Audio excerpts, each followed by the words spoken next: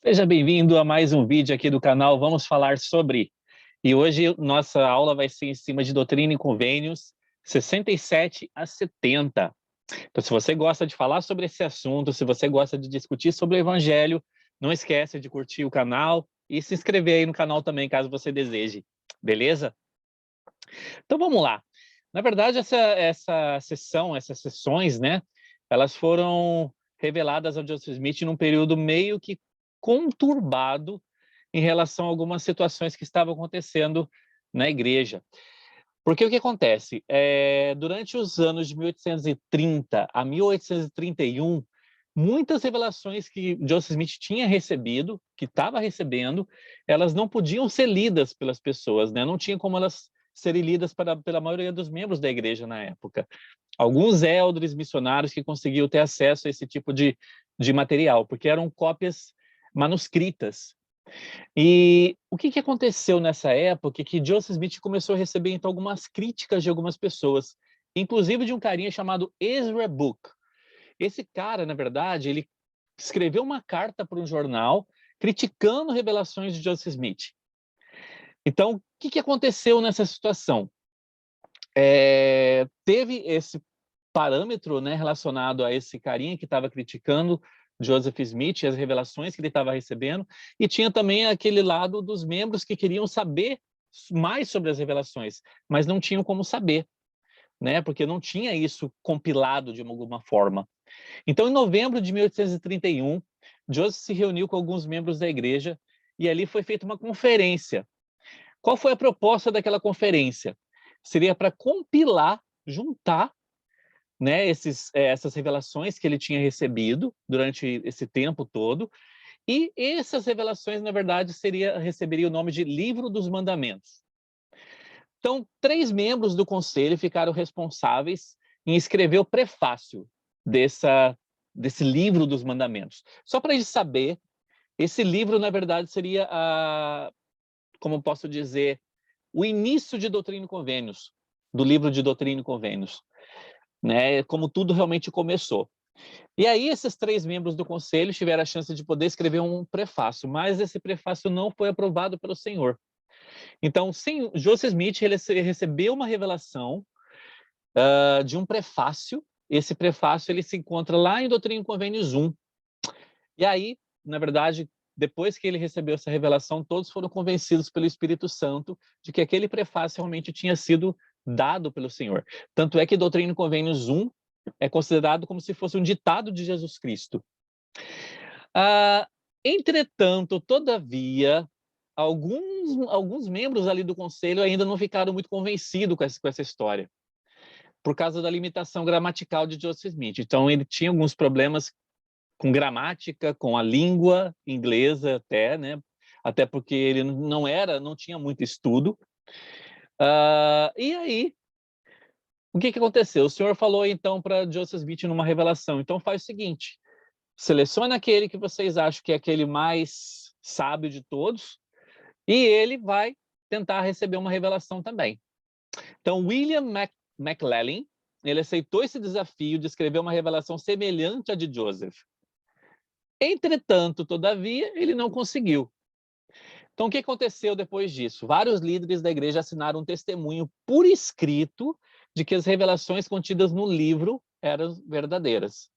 Então, é só para a gente ter um panorama histórico do que estava acontecendo, né? Para a gente poder entender o porquê que Doutrina e Convênios 67 a 70 foi tão importante para aquele momento. Era um momento, na verdade, que o Senhor estava mostrando o porquê seria tão importante, tão necessário nós termos uma conferência geral, por exemplo. Então, seria um momento para mostrar o porquê que seria tão importante nós termos um líder para que possa realmente receber as revelações de Deus e passar para a gente. Então, nossa aula, na verdade, de hoje, vai ser para a gente poder entender um pouquinho sobre isso. A importância de nós estarmos numa conferência geral, a importância de nós ouvirmos a palavra de um profeta, a importância de nós ouvirmos a palavra do Senhor realmente. Lá em Doutrina e Convênios 68, versículo 3 a 6, fala o seguinte: eis que esse é um padrão para todos os que foram ordenados a este sacerdócio, cuja missão, como designada, é sair para pregar. Eu digo mais, cuja missão foi dada para ensinar também. E este é o padrão para eles, que falem como forem movidos pelo Espírito Santo. E tudo que disserem, quando movidos pelo Espírito Santo, será a Escritura. Será a vontade do Senhor, será a mente do Senhor, será a palavra do Senhor, será a voz do Senhor e o poder de Deus para a salvação. Olha que interessante o que eles falam aqui, né? Tudo que essas pessoas que forem movidas pelo Espírito Santo disserem, será considerado uma escritura, será a vontade do Senhor, será a mente do Senhor. Eis que esta é a promessa do Senhor a vós, ó meus servos. Portanto, tende bom ânimo e não temais, porque eu, Senhor, estou convosco e ficarei ao vosso lado. E testificareis de mim, Jesus Cristo, que eu sou o Filho do Deus vivo, que eu fui, que eu sou e que eu virei. Hoje a nossa aula, na verdade, eu gostaria de focar bastante nessa parte, sobre ser movido pelo Espírito Santo quando tivermos a chance de ensinar, quando tivermos a chance de dar um discurso, ou quando tivermos a chance de participar de uma conferência, de participar de uma situação onde nós precisamos entender a necessidade do Espírito Santo. Muitas pessoas, na verdade, podem pensar, poxa, mas para que a gente precisa de uma pessoa que vai falar com Deus hoje em dia, né? Para que a gente precisa, na verdade, de revelação hoje em dia? Se a gente tem a Bíblia, se a gente tem as escrituras antigas, né, o livro de Mórmon, o próprio livro de Doutrina e Convênios, para que eu preciso de revelações para hoje em dia? Tem uma coisa bem interessante que eu consegui achar, isso estava até no manual do Instituto, fala sobre Ralph Waldo Emerson. Ele foi um dos pensadores mais profundos de nossa geração, e ele não é membro da igreja, mas ele percebeu a necessidade de termos revelações de Deus a fim de dar vitalidade aos ensinamentos da igreja. É bem interessante isso. É um carinha que não era membro da igreja, e ele percebeu a importância de nós termos um profeta. Olha o que ele falou aqui.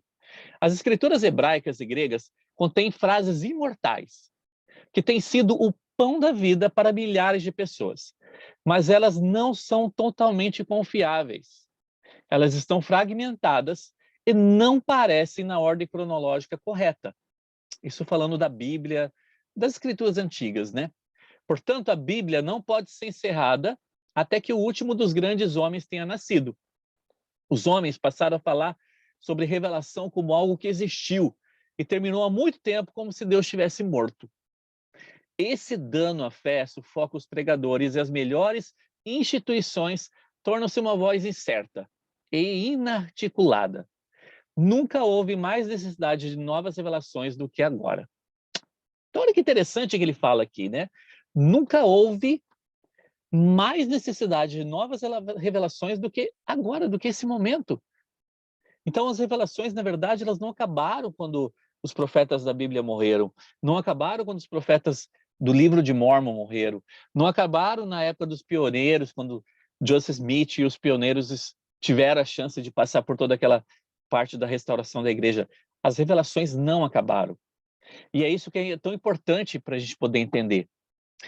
Quando, na verdade, lá naquela escritura é falado sobre quando é falado alguma coisa pelo poder do Espírito, né? Isso se torna uma escritura. Lá no livro de Regras de Fé, fala o seguinte: as obras padrão da igreja constituem a autoridade escrita da igreja em termos de doutrina.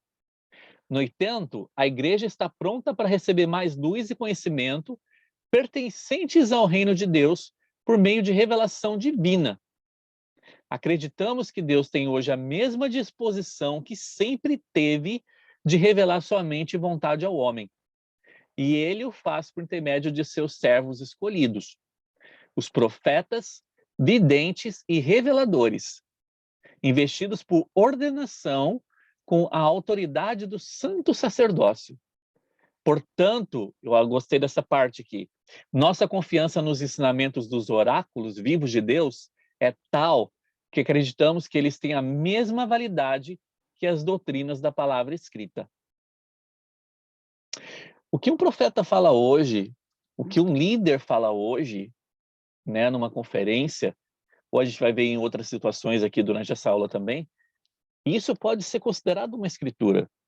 Na verdade, como ele fala aqui, essas coisas elas têm a mesma validade do que a doutrina de palavra escrita, porque são coisas recebidas pelo Senhor.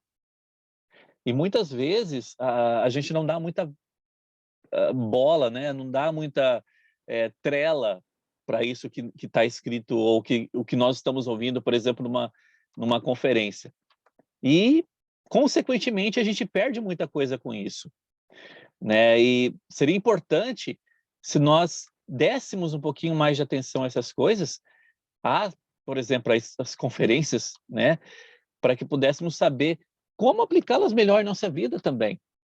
E que nós tivéssemos, na verdade, a chance de ter o Espírito Santo sempre do nosso lado, sempre como nosso companheiro, para que pudéssemos entender melhor. Olha lá que o presidente Joseph Fielding Smith ele falou aqui. Quando um dos irmãos se apresenta diante de uma congregação hoje em dia, estando inspirado pelo Senhor, ele fala aquilo que o Senhor quer que ele fale. E é tão escritura como qualquer outra coisa que esteja escrita nesses registros, como a Bíblia, como o livro de Mórmon, como Doutrina e Convênios. E, no entanto, nós o chamamos de obras padrão da igreja. Nós dependemos naturalmente da orientação dos irmãos que têm direito à revelação. Então, na verdade, quando a gente para pensar sobre isso, a gente vê que Deus realmente não é um Deus morto. É um Deus realmente vivo, é um Deus de revelação, e ele traz revelações para os nossos dias de hoje. E Doutrina e Convênios 68 a 70, 67 a 70, ele vem mostrar exatamente isso. Qual é o valor que nós estamos dando para o que estamos recebendo hoje em dia? Para essa palavra viva de revelação, que é transmitida para a gente. Lá em Doutrinas de Salvação, Bruce R. McConkie ele falou o seguinte: na igreja há somente um homem de cada vez com direito a dar revelação para a igreja, e este é seu presidente. Então, na igreja nós temos o profeta, ele é o presidente da igreja, e ele recebe revelação para a igreja toda, para o mundo todo, e não somente para a igreja, mas ele recebe revelação para o mundo todo. Isso, porém, não impede qualquer outro homem dessa igreja de falar a palavra do Senhor, conforme é salientado aqui nessa revelação que está lá em Doutrina e Convênios 68. Mas a revelação a ser dada para a igreja, como essas revelações nesse livro, virá por intermédio do líder presidente da igreja. Então, somente o profeta que recebe revelação, então, para a igreja. No entanto, a palavra do Senhor, quando proferida por outros servos, em conferências gerais e destaca, olha que interessante isso, palavras proferidas por outros servos em conferências gerais e destaca. Ou seja, onde quer que fale aquilo que o Senhor lhes tiver colocado na boca, é a palavra do Senhor, tanto como os escritos e as palavras de outros profetas em outras dispensações. Quando é que será que a gente parou para pensar que o que é falado numa conferência destaca, né, uma conferência de ala, o que é falado pelo nosso bispo, ou o que é falado pelo nosso presidente da estaca, ou por líderes, quando a gente parou para pensar que, na verdade, essas coisas podem ser consideradas como uma escritura para a gente. Muitas vezes, como ele falou aqui, quando proferida por outros servos, onde quer que fale aquilo que o Senhor lhes tiver colocado na boca, é a palavra do Senhor, tanto como os escritos e as palavras de outros profetas em outras dispensações. Muitas vezes a gente não dá muito valor para os líderes locais, né? A gente acaba dando muito valor para profetas, para 70, apóstolos, etc. E a gente esquece que os líderes locais são aqueles que estão literalmente voltados para nos ajudar. Eles conhecem as nossas necessidades espirituais, físicas, conhecem a nossa necessidade daquele local e sabem o que a gente está precisando. Só que uma coisa que acontece também, muitas vezes, comigo, com todas as pessoas, é que às vezes, quando a gente vai para uma conferência ou quando a gente participa de uma aula, a gente pensa, poxa, essa conferência não foi legal, essa aula não foi legal, ou eu não aprendi aquilo que eu estava interessado, ou, a pessoa só falou bobeira, ou não sei. Ou seja, nós só podemos saber se os oradores estão sendo movidos pelo Espírito Santo se nós mesmos estivermos movidos pelo Espírito Santo. Será que a gente para pensar nisso? Quando é que a gente pensa, por exemplo, que eu preciso estar movido pelo Espírito Santo para que eu possa compreender pelo Espírito Santo o que aquela outra pessoa está dizendo? Eu já vi várias pessoas criticarem conferências, criticarem aulas e tudo mais, mas será que realmente, durante aquele momento, essa pessoa estava com o espírito correto? Qual é o espírito que nós precisamos ter quando nós estamos ensinando, quando nós estamos ouvindo também numa aula, quando nós estamos falando numa conferência, quando nós estamos ouvindo em uma conferência? Qual deve ser a nossa atitude perante essas coisas? Qual é o nosso espírito que nós precisamos ter para que possamos realmente compreender o que o Senhor espera da gente? O que nós podemos fazer após uma conferência? Aqui tem uma outra citação que eu gostei bastante, é de 1946, e fala assim: hoje em nossa época há homens do Senhor comissionados com poder e autoridade, e Ele, o Senhor, lhes deu a inspiração para ensinar e proclamar essas coisas ao mundo com o propósito que o Senhor determinou lá atrás, para que as coisas importantes pudessem ser deliberadas pelos elders da igreja para este povo, de acordo com a inspiração e revelação que receberem de tempos em tempos. Quando os santos dos últimos dias voltarem para casa depois de uma conferência, seria bom que considerasse seriamente a importância da conferência e que a usasse como guia para seu modo de agir e de falar nos 6 meses seguintes. Esses são os assuntos importantes que o Senhor considera adequado revelar a seu povo neste momento. Olha que interessante que ele fala para a gente, né? Quando a gente pensa, por exemplo, numa conferência geral, e eu penso, poxa, o que eu posso fazer depois dessa conferência para que eu possa aplicar aquilo que eu aprendi? Então, na verdade, ele dá esse desafio para a gente, que a gente possa usar a conferência geral, os discursos das conferências, como guias para o nosso modo de agir e de falar nos próximos 6 meses, até que chegue a próxima conferência. Porque é o que o Senhor quer durante aquele período para a gente. Eu estava lendo uma coisa interessante também, quando eu estava preparando essa aula, sobre essa questão da conferência, e que muitas vezes a gente não se prepara para uma conferência. Ou durante o momento da conferência, principalmente agora que a gente pode assistir online, a gente pode assistir pela internet, e pela televisão. Deve ser a nossa atitude durante a conferência? Para que eu possa sentir o Espírito. Então, essa é uma pergunta que a gente pode fazer para nós próprios, né? O que eu posso fazer para me preparar melhor para, durante a conferência, poder sentir o Espírito? Eu decidi, né, durante essa aula, né, como eu disse lá no início, frisar bastante essa questão da conferência geral, porque é onde normalmente a gente recebe a palavra do profeta, né? É onde nós normalmente ouvimos o que o profeta tem para nos dizer, tem para nos falar, e é nas conferências que isso acontece, né? E como aconteceu naquela época, lá de Joseph Smith, que ele estava com aquele grupo reunido e tudo mais, ele recebeu revelações pelo Santo Espírito. E depois dele ter recebido essas revelações, as outras pessoas acabaram sendo convencidas pelo Espírito Santo também. Porque o Espírito Santo, ele conversa com o nosso espírito. Então, por isso que nós recebemos um testemunho pessoal de cada coisa que nós ouvimos, quando essa coisa é ensinada pelo Espírito.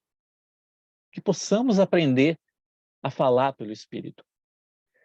Eu costumo falar que eu sinto muita falta da época da missão, Porque na missão a gente tinha essa preocupação de estar envolvido com o Espírito Santo o tempo todo. E quando nós ensinávamos pelo Espírito. E isso era tão bom. Eu sinto muita falta de épocas em que eu pude dar aula do seminário, dar aula do instituto, em que eu tinha chance de, durante aquela preparação, durante a aula, de também ensinar pelo Espírito. Eu amo ensinar. Eu amo ensinar o Evangelho.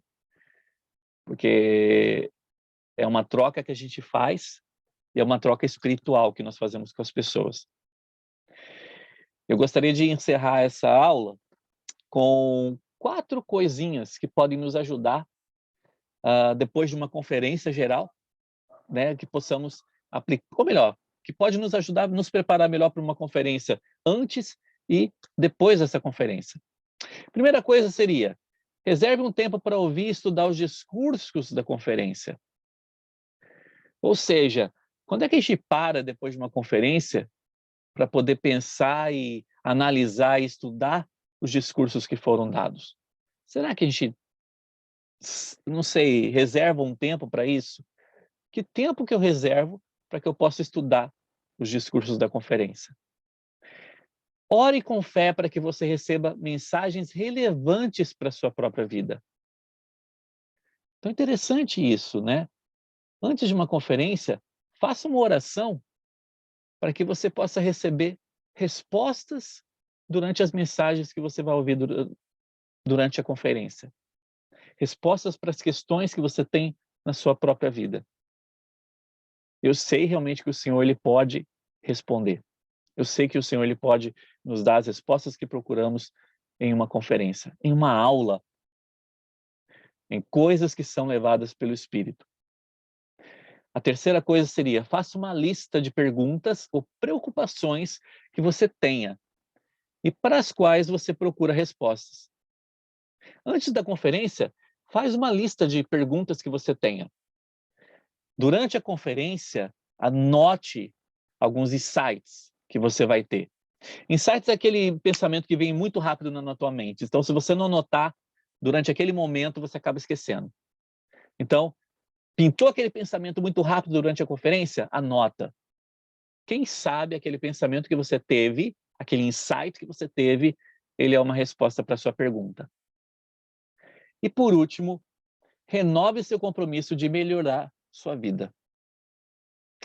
Renove o seu compromisso que você fez com o Senhor de ter uma vida melhor, de corrigir coisas que você precisa corrigir, analisar coisas que você precisa deixar de fazer e analisar coisas que você precisa começar a fazer, para que você possa ter mais dessa companhia do Espírito. Eu gostaria de deixar esse desafio para a gente, que possamos realmente pensar sobre essas coisas, pensar sobre formas de como nós podemos estar mais preparados para sermos melhores ouvintes e também melhores pregadores daquilo que nós aprendemos. E que possamos ser melhores seguidores também. Como a gente falou aqui no final, pensar em formas de como nós podemos colocar melhor em prática aquilo que nós estamos aprendendo durante uma aula, aquilo que nós estamos aprendendo numa conferência, aquilo que nós estamos aprendendo pelo Espírito. Eu deixo essa aula com vocês e esse desafio para a gente, que eu sei que às vezes é meio difícil, mas não é impossível. Não esquece de se inscrever aí no canal, se você desejar. E não esquece de curtir o vídeo aqui, tá bom? Não esquece de compartilhar com seus amigos também, beleza? Vamos compartilhar essas mensagens aí para ajudar outras pessoas a conhecerem, ok? Eu deixo essa aula então com vocês. Sagrado nome de Jesus Cristo. Amém.